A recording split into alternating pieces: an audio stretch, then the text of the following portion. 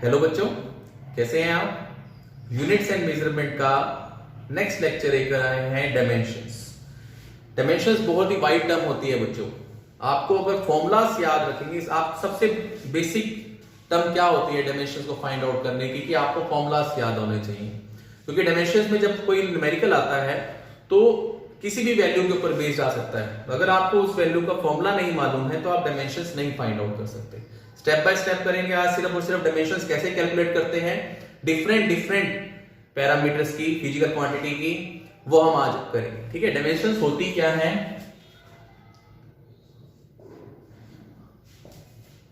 Dimensions are the power given to the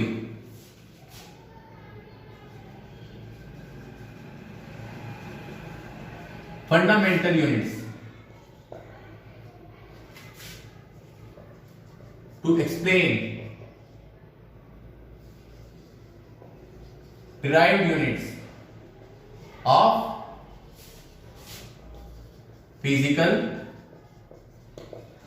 quantity। देखो, dimensions are the power given to the fundamental units to explain derived units of physical quantity।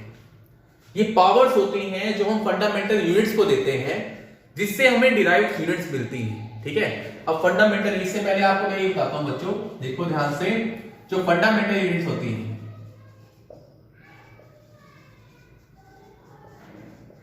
जो fundamental unit होती हैं, जिससे हमने बोला था कि मास,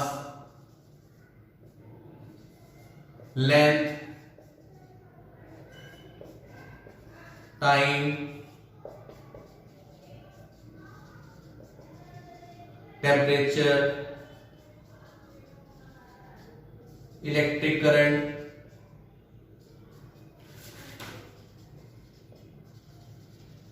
ल्यूमिनस इंटेंसिटी और अमाउंट।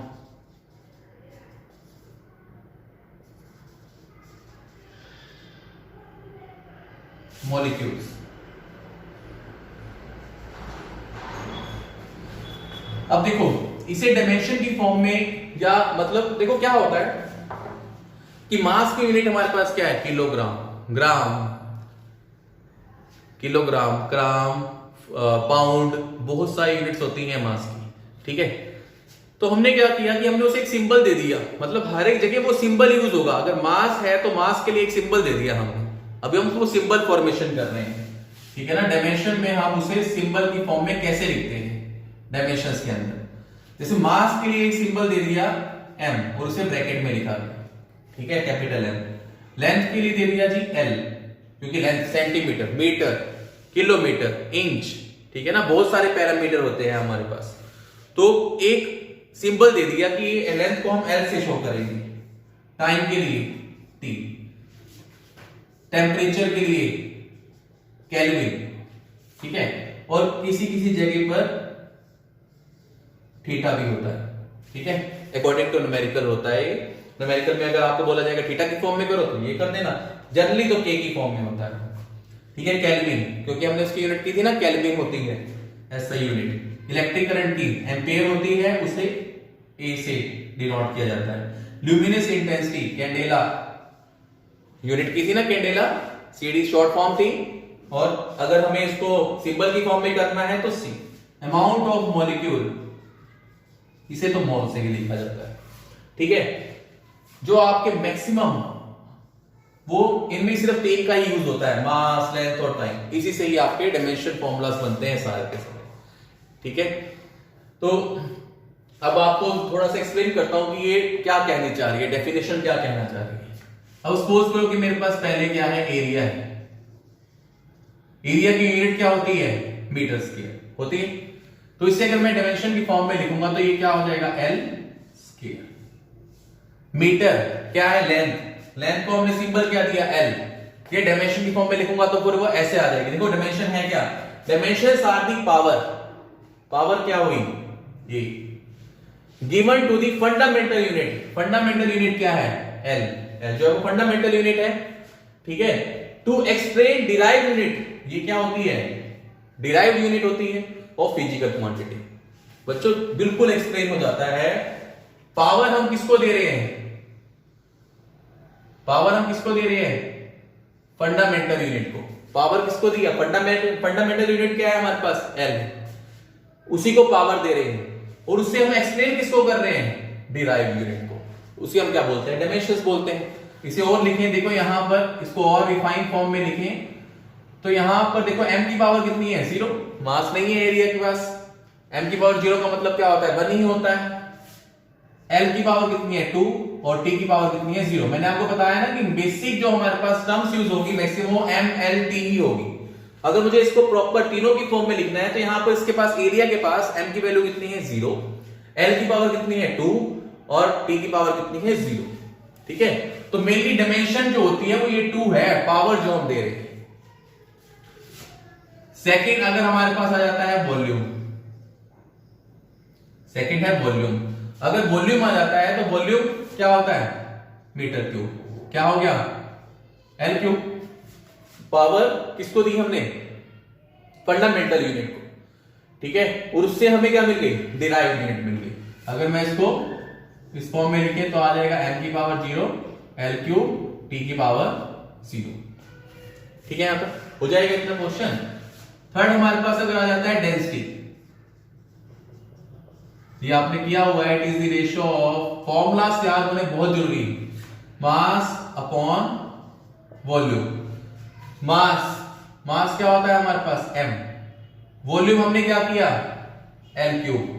तो मेरे पास अगर मैं यूनिट बनाऊं उसको मैं कैसे लिख सकता हूं? m की पावर कितनी आ रही है? 1। l की पावर देखो ऊपर जाएगी तो l की पावर कितनी हो जाएगी? -3। और t की यहां पर पावर कितनी है? 0। तो ये मेरे पास क्या आ जाएगी? डेंसिटी की डायमेंशंस फॉर्म आ जाएगी। मास अपॉन वॉल्यूम होता है। मास को हम m लिखते हैं फंडामेंटल उसमें सिंबल में, और वॉल्यूम l क्यूब हमने अभी आइडेंटिफाई किया था। m की पावर कितनी है? 1। l की पावर ऊपर जाएगी तो -3, t की पावर 0। फोर्थ हमारे पास आ जाता है, अगर हमें मान लो इवेल्युएट करना है वेलोसिटी। वेलोसिटी क्या होता है? Distance upon time, displacement upon time कह लो। फॉर्मूलास याद होने बहुत जरूरी है बच्चों। डिस्प्लेसमेंट क्या होती है? लेंथ, मतलब l। टाइम क्या होता है? t। तो अगर मैं देखो l/t तो डायमेंशन फॉर्म आ गई। अगर मुझे इसको प्रॉपर, ये होता है ब्रैकेट फॉर्म में, तो यहां पर m की पावर कितनी है? 0, क्योंकि मास के ऊपर डिपेंड ही नहीं करती है वेलोसिटी। l की पावर कितनी है? 1। t की पावर कितनी है? -1। ठीक है, अब अगर मैं स्पीड बात करता हूं बच्चों, तो वो क्या होती है? Distance upon time. ठीक है, डिस्टेंस क्या होता है? या आप फिर वो मीटर की फॉर्म में ही होता है, अपॉन टाइम। तो हमारे पास क्या हो जाएगा? m की पावर 0, l की पावर 1, t की पावर -1। अब उसके बाद अगर मेरे पास आ जाती है एक्सेलरेशन। एक्सेलरेशन क्या होता है? Velocity upon time. यही होता है ना, rate of change of velocity is known as acceleration. अब वेलोसिटी की देखो सीधा, अब मैं सीधा फंडामेंटल यूनिट उठाऊंगा सीधा, क्योंकि वेलोसिटी आप फाइंड आउट कर चुके हो। वो क्या है? l/t मल्टीप्लाई में टाइम फिर आ गया है। अब मैं इसको अगर ब्रैकेट फॉर्म में लिखूं तो m तो अभी भी 0 ही है, l की पावर कितनी है? 1। अब देखो t स्क्वायर हो जाएगा, t मल्टीप्लाई बाय t, तो t की पावर -2 आ जाएगा। ठीक है, यहां तक l, यहां मास कोई है ही नहीं है हमारे पास, l की पावर 1 है, यहां t स्क्वायर होता है तो t की पावर -2 हो जाएगा। इसे पॉज करके नोट कर लो बच्चों, पॉज करके फिर मैं रब कर दूंगा।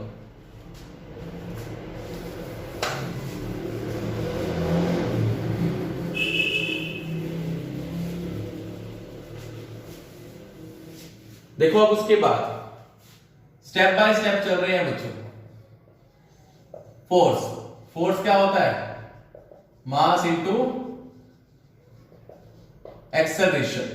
ठीक है, मतलब हम इसे क्या लिखते हैं? F is equal to m into में लिखते हैं ना। मास की सिंबल क्या है हमारे पास? Capital M। एक्सेलरेशन मल्टीप्लाई में है। एक्सेलरेशन की देखो क्या है हमारे पास, हमने इवैल्यूएट की है, वो होता है L बाय टी स्केयर, ये उठाएंगे हम L बाई टी स्केयर। अगर मैं इसको अब प्रॉपर ब्रैकेट की फॉर्म में लिखूं तो m की पावर कितनी है 1, L की पावर कितनी है 1, t की पावर कितनी है -2, t ऊपर चला जाएगा ना, t की पावर -2 हो जाएगा, तो mLt -2। आपको ये हमें याद ही रख लो बस आप, फोर्स तो क्योंकि कुछ एक टर्म होती है जो आपको याद रखने की जरूरत नहीं है, फॉर्मूला याद है, आप इवैल्यूएट कर सकते हो, लेकिन ये तो आप क्रैम ही कर लो बच्चों सीधा। उसके बाद अगर सपोज हमारे पास आ जाता है वर्क, ठीक है, वर्क क्या होता है, फोर्स इंटू डिस्टेंस। देखो फोर्स हमने निकाला वो है ml divided by T square, multiply में क्या आएगा, ये तो फोर्स हो गया, डिस्टेंस क्या होता है l, तो ये वैल्यू क्या आ गई m l square t -2, bracket form में अगर हम लिखेंगे तो m की पावर कितनी है 1, l इंटू l क्या हो जाएगा l स्क्वायर, और t नीचे था t स्क्वायर, तो ऊपर जाएगा तो -2 हो जाएगा। उसके बाद अगर हम वैल्यू निकालते हैं एनर्जी, देखो एनर्जी किससे इक्वल होता है, capacity to do work, work done और एनर्जी की यूनिट सेम होती है, ठीक है ना, इसकी यूनिट भी क्या होती है जूल, इसकी यूनिट भी क्या होती है जूल, तो ये इनकी डायमेंशन फॉर्मूला भी क्या हो जाएगा सेम हो जाएगा। उसके बाद अगर हम इवैल्यूएट करते हैं पावर, पावर किससे इक्वल होता है, पावर वर्क डन अपॉन में टाइम, फॉर्मूला याद रखना है बच्चों, वर्क अपॉन टाइम। वर्क हमने क्या निकाला है, डायमेंशन फॉर्मूला देखो यहां से m इंटू में l square divided by t square, और यहां डिवाइडेड बाय क्या है टाइम, ठीक है ना, ये तो मैंने वर्क लिख दिया, ये सारा है वर्क की डायमेंशन, ठीक है ना, m l square divided by t square, time यहां पर हो रहा गया, तो मेरे पास डायमेंशन फॉर्मूला क्या बन गया m की पावर 1 l स्क्वायर, ये t क्यूब हो जाएगा, t स्क्वायर इनटू में t क्यूब, ऊपर जाएगा तो t की पावर -3 हो जाएगा। ये हमारे पास पावर की डायमेंशन फॉर्म आ जाएगी। 11th अगर हम करें तो मोमेंटम, मोमेंटम किससे इक्वल होता है, मास इनटू वेलोसिटी, मोमेंटम होता है मास इनटू वेलोसिटी, मास का सिंबल m, वेलोसिटी lt -1 हम कर चुके हैं, ठीक है ना, मतलब l बाय t। अगर मैं इसको डायमेंशन फॉर्म में कन्वर्ट करूं ब्रैकेट फॉर्म में, m की पावर कितनी है 1, l की पावर कितनी है 1, ठीक है, और t की पावर कितनी है -1, mlt -1 हो जाएगा। फिर अगर हम इवैल्यूएट करो इंपल्स, इंपल्सिव फोर्स होता है ना, कि हम एक फोर्स को कितने टाइम पीरियड के लिए लगा रहे हैं, मतलब फोर्स इनटू में time is known as impulse, force into time. अब देखो फोर्स का फॉर्मूला मैंने आपको बताया, आपको ध्यान में रखना है, वो है mlt -2, किया था ना फोर्स का, mlt -2, मतलब f की पावर 1 है, l की पावर 1 है, t -2, और मल्टीप्लाई में क्या आ गया टाइम आ गया t। अब इसको अगर हम डायमेंशन फॉर्म में कन्वर्ट करें तो m की पावर कितनी है 1, l की पावर कितनी है 1, देखो t की पावर -2 और t की पावर 1, -2 + 1 क्या हो जाएगा, t की पावर -1 आ जाएगा, ठीक है। ये इंपल्स की हमारे पास क्या आ जाएगी, डायमेंशन फॉर्म आ जाएगी। पोज करके इसे नोट डाउन करो, फिर हम आगे मूव करते हैं,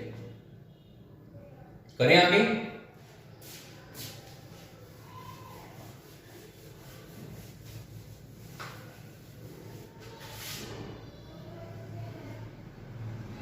देखो अगर हमारे पास अब आ जाता है 30, हम पहुंच गए हैं इनर्शिया।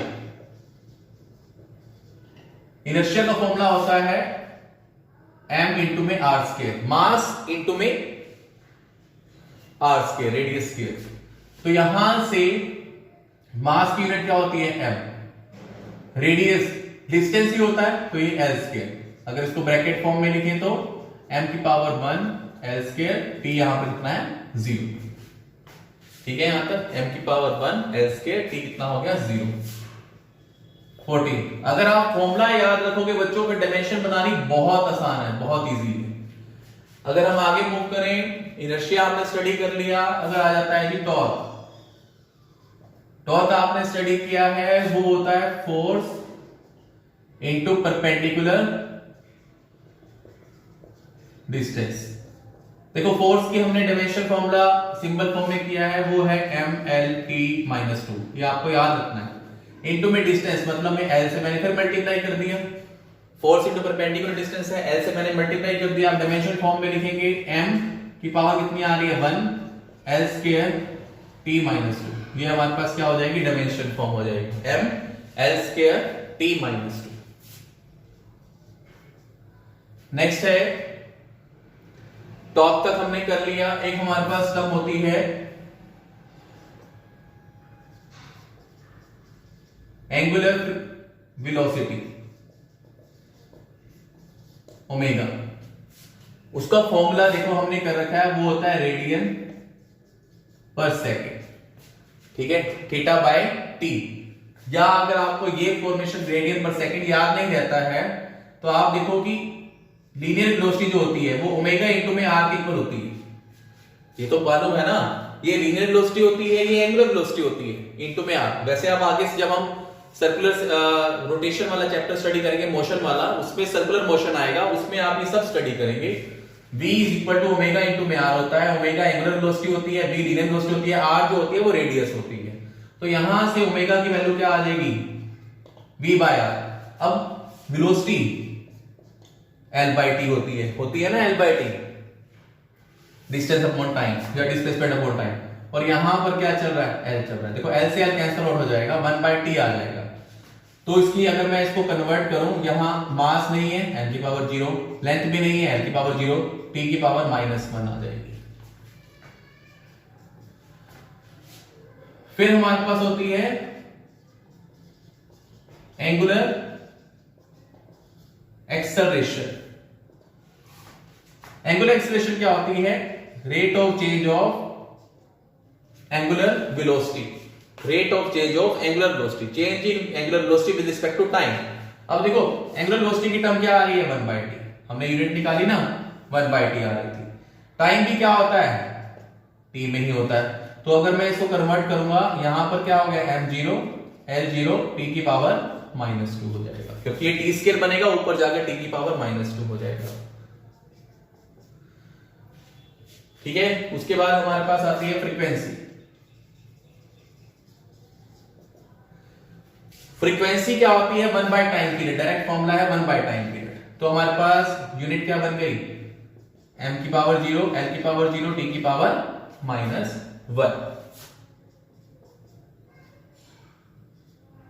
उसके बाद आता है 18 पे हम पहुंच गए हैं, वो आता है एंगुलर फ्रीक्वेंसी। एंगुलर फ्रीक्वेंसी का फॉर्मूला होता है 2 पाई f। f जो होती है वो फ्रीक्वेंसी होती है 2 पाई f। देखो 2 पाई तो कांस्टेंट टर्म, जो फ्रीक्वेंसी की यूनिट होगी वही एंगुलर फ्रीक्वेंसी की यूनिट हो जाएगी।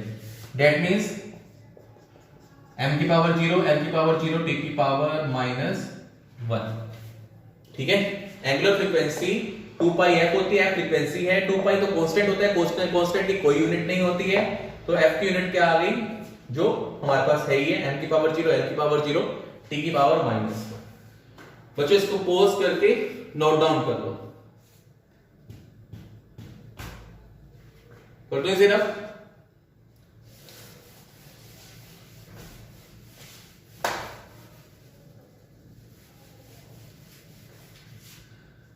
उसके बाद हमें गिवन है जैसे stress.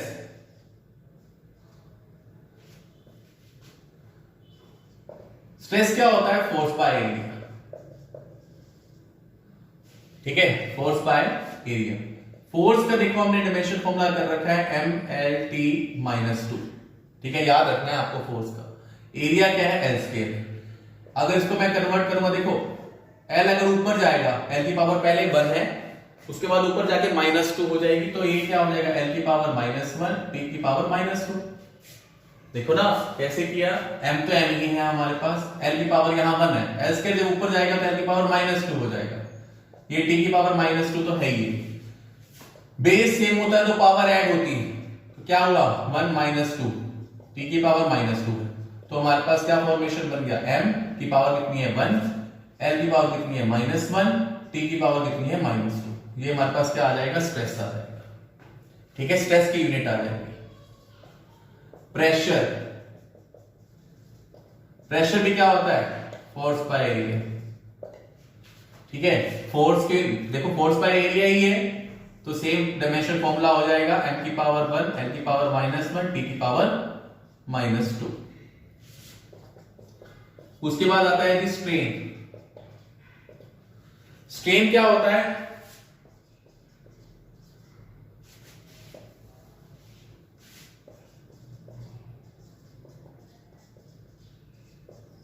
Change in length upon original length. अब देखो लेंथ में चेंज आएगा, वो भी मीटर सेंटीमीटर या mm में ही आएगा, मतलब L सिंबल हो गया। ओरिजिनल लेंथ भी किसमें है? मीटर mm या सेंटीमीटर में, L ही हो गया, ये तो कैंसिल आउट हो गया। तो ये डायमेंशनलेस टर्म होती है। स्ट्रेन क्या होती है?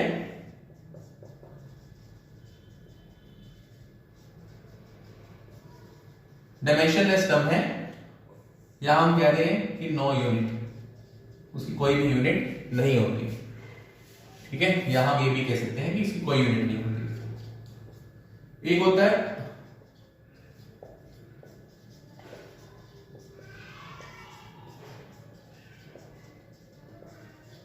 यंग्स मॉडुलस ऑफ इलास्टिसिटी, ई से शो करते हैं। वो किससे इक्वल होता है? It is the ratio of stress and strain. It is the ratio of stress and strain. अब देखो स्ट्रेन की तो कोई यूनिट नहीं होती है, मतलब जो यूनिट स्ट्रेस की होगी वही unit young modulus of elasticity की हो जाएगी, मतलब जो डायमेंशन होगी वो भी सेम रहेगी, m की पावर 1 l की पावर -1 t की पावर -2। क्योंकि स्ट्रेन की कोई यूनिट नहीं है, स्ट्रेन की यूनिट ही नहीं है, तो जो स्ट्रेस की यूनिट हो जाएगी वही यूनिट किसकी हो जाएगी? यंग मॉडुलस ऑफ इलास्टिसिटी की। इसका मतलब क्या हुआ कि जो डायमेंशन हमारे पास स्ट्रेस की थी वही डायमेंशन किसकी हो जाएगी? यंग्स मॉडुलस ऑफ इलास्टिसिटी की हो जाएगी। ठीक है बच्चों, यहां तक नोट डाउन करो पॉज करके।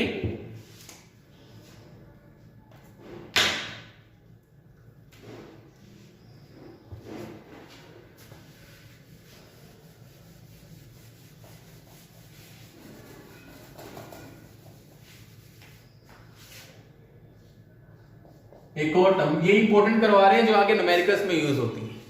एक होती है विस्कोसिटी। ये पूरा आप चैप्टर भी स्टडी करेंगे, फ्लूइड वाला एक चैप्टर आएगा। विस्कोसिटी क्या होती है? जो फ्लूइड को फ्लो करने से रोकती है।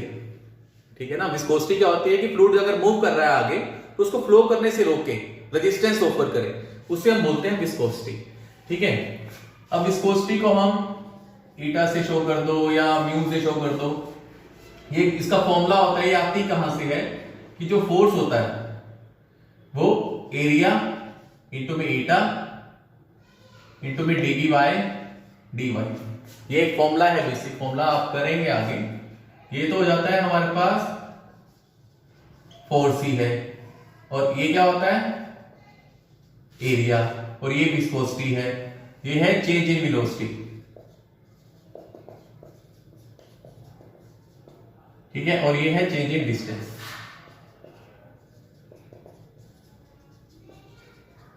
अब इसको डायमेंशन फॉर्म में कन्वर्ट करने की कोशिश करो बच्चों। यहां से अगर मैं विस्कोसिटी फाइंड आउट करूंगा तो वो किससे इक्वल आएगी? F क्रॉस मल्टीप्लाई करके dy वहां चला जाएगा, डिवाइड बाय क्या आ जाएगा? A इंटू में dv। ध्यान से देखना है बच्चों, dy को मैं यहां ले गया, यहां आ गया, A और dv को मैं नीचे ले गया। देखो फोर्स की यूनिट क्या है हमारे पास? m l t -2। ठीक है, स्टेप बाय स्टेप रखेंगे। dy की यूनिट क्या होती है? ये तो डिस्टेंस ही तो है, चेंज इन डिस्टेंस भी तो l ही होगा। ठीक है, डिवाइडेड बाय एरिया की यूनिट क्या होती है? l square. Velocity l t -1 दिया हुआ है। ठीक है ना, सारी फॉर्मेशन कर रखी है। अब यहां से अगर हम देखें तो ऊपर हमारे पास बन रहा है m l स्क्वायर t -2। देखो l और l बेस सेम है, पावर ऐड हो जाएंगी, डिवाइडेड बाय नीचे बन रहा है l क्यूब और ये t की पावर -1। अब यहां देखो m l square, l cube ऊपर जाएगा तो क्या हो जाएगा? l की पावर -3। यहां पर ये t -2 है, -1 ऊपर जाएगा तो t की पावर क्या हो जाएगा? 1। -1 अगर ऊपर जाएगा बच्चों। ठीक है, तो यहां से एंड हमारे पास रिजल्ट क्या आ रहा है? m l की पावर क्या हो जाएगा?